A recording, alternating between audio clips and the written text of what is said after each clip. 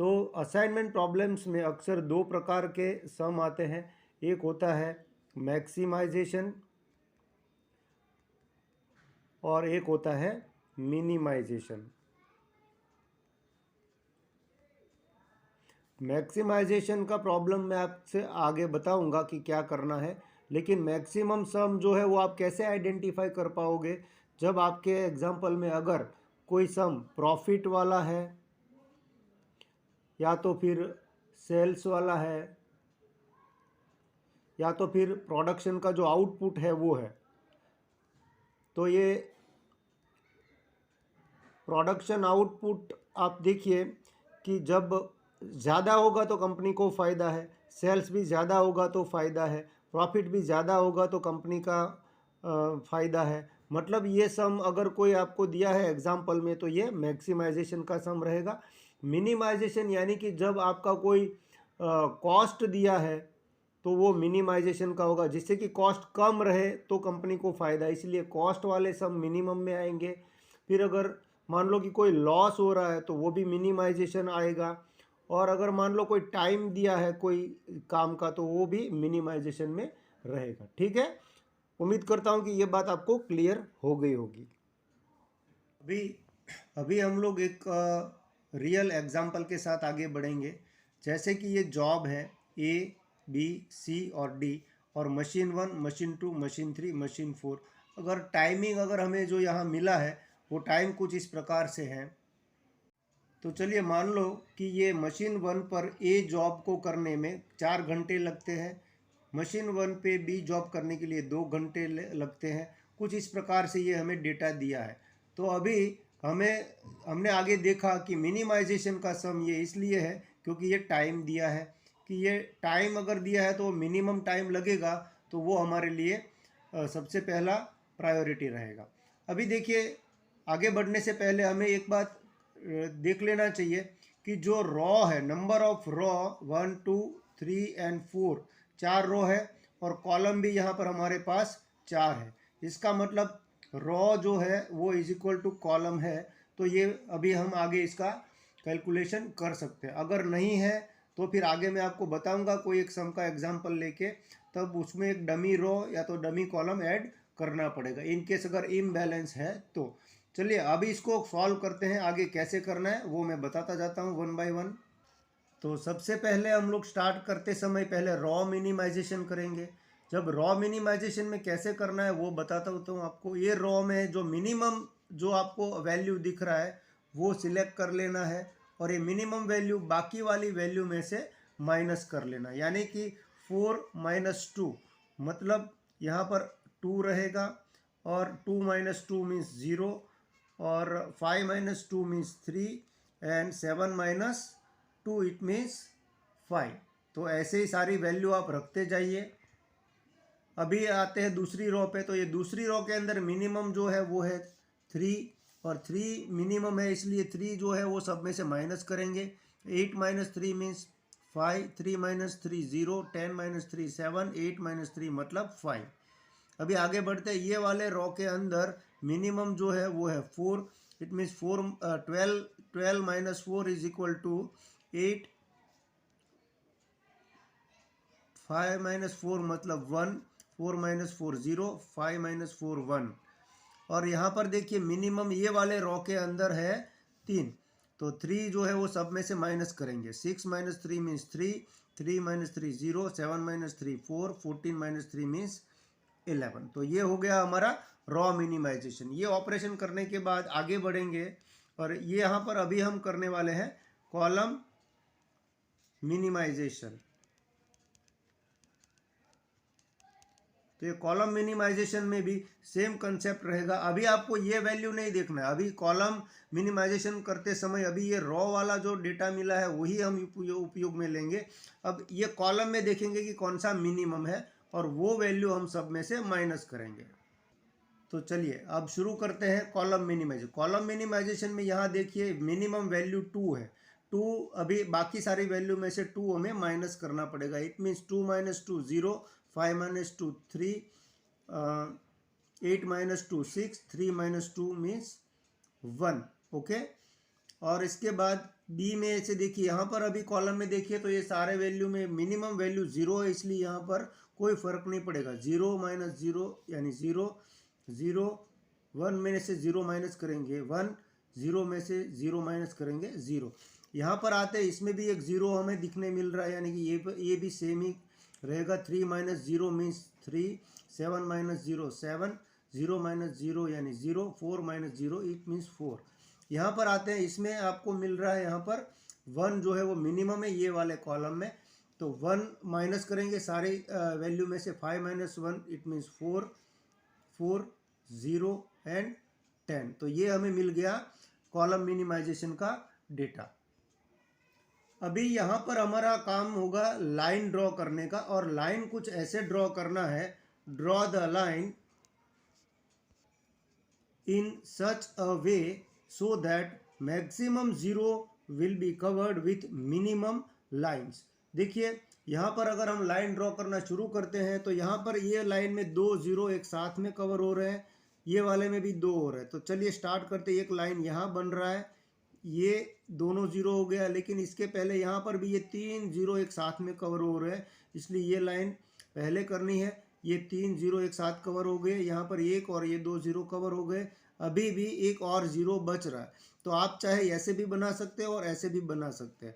तो अभी फ़िलहाल मैं यहाँ पर ये लाइन ड्रॉ कर रहा हूँ, इसको कट कर रहा हूँ, तो सारे ज़ीरो कवर हो गए। और अभी यहाँ पर एक चीज़ खास ध्यान देने वाली ये है कि हमारे पास टोटल अभी जो हमने ड्रॉ किया वो लाइन है 3 लाइन। आप देख सकते हैं कि यहाँ पर एक लाइन है, ये फिर एक ये वाली लाइन है, फिर एक आपकी ये ऊपर वाली लाइन है, टोटल 3 लाइन बनी है। जबकि हमारे पास जो मैट्रिक्स है वो है 4/4, यानी कि ये 4 और यहाँ पर 4, यानी 4/4 का मैट्रिक्स है।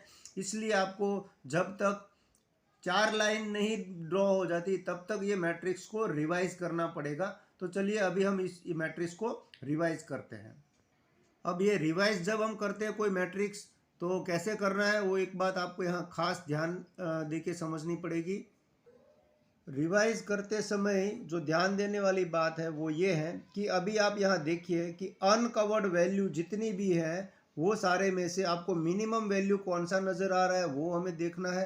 तो यहाँ पर देख सकते हैं आप कि यहाँ पर ये आपको मिनिमम वैल्यू यहाँ 1 दिख रहा है जो कि कवर्ड नहीं है, जहाँ से लाइन आपका ड्रॉ नहीं किया है। तो अनकवर्ड वैल्यू में से मिनिमम वैल्यू आपको सिलेक्ट कर लेनी है और ये वैल्यू अनकवर्ड वैल्यू में से माइनस करना है। और जहाँ पर लाइन बनी है उसमें जहाँ पर भी जंक्शन नज़र आ रहा है, यानी कि 2 लाइन क्रॉस हो रही है, उसमें उनको ऐड करना है। और बाकी जहाँ से सिंगल लाइन एक ही बार गुजर रही है वो वैल्यू एज इट इज़ रहेगी। तो यहाँ देखिए ये 0 है तो वो लाइन एक ही आ रहा है, यानी कि एक ही 0 यहाँ पर एज इट इज़ रहेगा। यहाँ पर आपका क्रॉस हो रहा है लाइन, इसीलिए 1 यहाँ पर ऐड होगा, इसका मतलब यहाँ पर 1 आएगा। और यहाँ पर ये 3 जो है वो एज इट इज़ रहेगा क्योंकि एक ही सिंगल लाइन आ रहा है। और यहाँ पर 4 का वैल्यू भी एज इट इज़ रहेगा। अभी आगे बढ़ते हैं और यहाँ पर ये 3 दिख रहा है, 3 में से ये एक माइनस करना है, यानी कि घटाना है, इसका मतलब 3 माइनस 1 इज इक्वल टू यहाँ 2 रहेगा। फिर आगे बढ़ते हैं कि यहाँ पर कोई क्रॉस नहीं हो रहा है, यानी कि यहाँ पर आपका वैल्यू रहेगा 0 एज इट इज़। और आगे बढ़ते हैं, 7 में से आपको एक माइनस करना पड़ेगा, यानी कि यहाँ पर रहेगा 6, 4 माइनस 1 इज इक्वल टू 3। ऐसे आपको आगे बढ़ना है। ये 6 जो है वो एज इट इज़ रहेगा क्योंकि वहाँ पर एक ही बार लाइन गुजर रही है, तो 6 एज इट इज़ रहेगा। और आगे बढ़ते हैं, यहाँ पर ये 1 है, तो 1 है, इसका मतलब यहाँ क्रॉस हो रही है लाइन, इसका मतलब 1 + 1, इसका मतलब यहाँ पर आपको 2 लिखना है। और इसके बाद ये 0 जो है वो एज इट इज़ रहेगा, सिंगल ही लाइन आ रहा है इसलिए इसमें कोई बदलाव नहीं करना है। ये 1 है, इसमें से एक माइनस करना है, यानी कि 1 माइनस 1 इज इक्वल टू 0। ये 0 में यहाँ पर एज इट इज़ रहेगा क्योंकि एक ही बार लाइन आ रहा है। और इसके बाद यहाँ पर ये 4 जो है उसमें से आपको एक घटाना है, इसका मतलब यहाँ 3 हो गया। और यहाँ पर 10 में से एक घटाना है, इसका मतलब यहाँ पर आपको मिल रही है संख्या 9।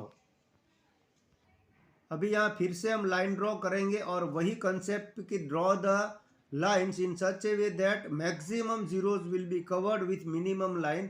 तो मैक्सिमम 0 को कवर करते हुए अगर लाइन यहाँ ड्रॉ करते हैं तो ये वाला एक कट हो रहा है, 2 0 कवर हो रहा है, ये वाले दोनों जीरो यहाँ पर हम अगर करेंगे ये कवर हो रहा है, और ये वाले दोनों जीरो भी एक साथ में कवर हो रहा है। सारे जीरो कवर हो गया है, और फिर भी यहाँ पर अभी भी हमारे पास कुल 3 ही लाइन अब बन रही है। इसलिए जब तक 4 लाइन नहीं मिलती है तब तक हमें इसको रिवाइज करते रहना है। तो एक बार फिर से हम इसको रिवाइज करते हैं, सेम उसी तरीके से कि जहाँ हमने ये वाला किया था। तो अभी इस मैट्रिक्स में देखिए कि यहाँ पर मिनिमम वैल्यू जिसमें अनकवर्ड है, जिस पे लाइन नहीं बना है, उनमें से मिनिमम कौन सी वैल्यू है, तो आपको यहाँ देखने मिल रहा है टोटल ये वाले वैल्यू में से अनकवर्ड में से एक जो मिनिमम है वो है 3। देखिए इसको अभी हम रिवाइज करते हैं सेम उसी तरीके से जैसे यहाँ से ये वाला किया था। अभी ये डेटा के आधार पे करना है। ये लाइन एक ही बार यहाँ पर आई है इसलिए इसमें कोई बदलाव नहीं रहेगा, तो 0 एज इट इज़ रहेगा। सेम वैसे ही आप ऑपरेशन को आगे अपने हिसाब से कर लें। अब देखिए आगे बढ़ते हैं, तो ये वाला जो है वो 2 का एज इट इज़ रहेगा, ये 0 एज इट इज़ रहेगा। 6 जो है उसमें से 3 माइनस करके यहाँ पर 3 रहा है, 3 में से 3 माइनस करेंगे तो ये 0। तो बाकी सारा वैल्यू आप देख ले सेम वैसे ही जैसा हमने ये ऑपरेशन किया था। तो चलिए फिर से अभी हम उसी कंसेप्ट से आगे बढ़ते हैं कि मैक्सिमम 0 कवर हो जाने चाहिए मिनिमम लाइन के द्वारा। तो यहाँ पर देखिए एक साथ में ये वाली लाइन में 3 0 आ रहा है, पहले ये मैं कट कर लेता हूँ। इसके बाद ये वाला 2 0 एक साथ में कवर हो रहा है, तो ये वाला भी कट कर लेता हूँ। फिर यहाँ पर भी ये 2 0 हो रहा है तो उसको भी कट कर लेते हैं। ये वाला 2 0 तो इसको भी कट कर लेते हैं। मैक्सिमम 0 कवर होने चाहिए वो आपको ध्यान रखना है। तो 4 लाइन बन गए हमारे पास, 4 ही मैट्रिक्स 4x4 का मैट्रिक्स है इसलिए 4 लाइन बन गए हैं। अभी हमें आगे का फाइनल स्टेप करना है, वो है असाइनमेंट करना है कि कौन सा मशीन कौन सा जॉब पे ज़्यादा आपको आउटपुट अच्छे से देगा और मिनिमम समय में आपका काम कर लेगा। ये असाइनमेंट करते समय ये फाइनल स्टेप है, ज़रा एक बार ध्यान से देख लीजिए। जॉब असाइन करते समय खास ध्यान रखना है कि ऐसा कोई भी एक रो या कॉलम है जहाँ पर एक ही ज़ीरो होगा तो वो उसको पहले आपको टास्क दे देना है, अलॉटमेंट कर देना। चलिए अभी आगे बढ़ते हैं। और तो ये वाला मैंने थोड़ा गड़बड़ी है इसलिए मैंने ऊपर बना दिया है ये वाला डेटा। तो अभी असाइनमेंट कैसे करना है वो ध्यान से आप देख लीजिए। ये वाला अगर मान लो कि जॉब है पहला, अगर हम ए वाला जॉब है वो मशीन 1 पे लगा रहा है, इसका मतलब ये भी कट हो गया और वो ये भी कट हो गया। अभी बी वाला है वो एक बार देखते जाना है कि कौन सा जो काम है वो एक ही बच रहा है तो फिर उनको प्रायोरिटी दे देना है। ये वाला जो है जॉब बी वो मशीन 2 पे करेंगे, इसका मतलब अभी ये जॉब मशीन 4 पे नहीं हो पाएगा, ठीक है। और इसके सामने वाला ये 0 भी कट हो रहा है। अब आपको देखना है कि ये वाला जो लाइन है इसमें सिर्फ एक ही 0 बचा है, इसीलिए आपको मशीन 4 है उस पर अभी ये एक ही काम बचा है, इसीलिए पहले आपको ये वाला असाइन कर देना है और ये वाला काम यहाँ क्रॉस हो जाएगा। अभी एक ही जॉब बचा है डी वाला जो मशीन 3 पे करना है, तो ऐसे आपको असाइनमेंट कर लेना है। अभी असाइनमेंट करने के बाद जो डेटा हमें लिखना है वो ये है कि मशीन 2 पे कौन सा काम करने पर मिनिमम समय लग रहा है, वो हमें यहाँ पर ओरिजिनल जो डेटा है अपना ये वाला इसमें से लिख लेना है। यानी कि आपने देखा कि मशीन 1 पे आपने ए जॉब दिया है, इसका मतलब मशीन 1 का ए जॉब का कितना घंटा लग रहा है, तो यहाँ पर लग रहा है टोटल 4 घंटा। मशीन 2 पे आपको ये असाइनमेंट किया है, यानी कि मशीन 2 पे आपने बी जो है 3 घंटा, तो यहाँ पर आपको 3 घंटा लिख लेना है। मशीन 3 पे डी, मशीन 3 पे आपका डी जो है वो है 5, यानी कि यहाँ पर आपको 5 लिख लेना है। और अभी आगे बढ़ते हैं मशीन 4, मशीन 4 पे आपको करना है सी जॉब। मशीन 4 पे आपका सी जॉब करने के लिए 7 घंटे लगते हैं, तो ये 7 घंटे हो गए। और अगर इन सब का टोटल अगर हम लिख लेते हैं तो टोटल जो हो रहा है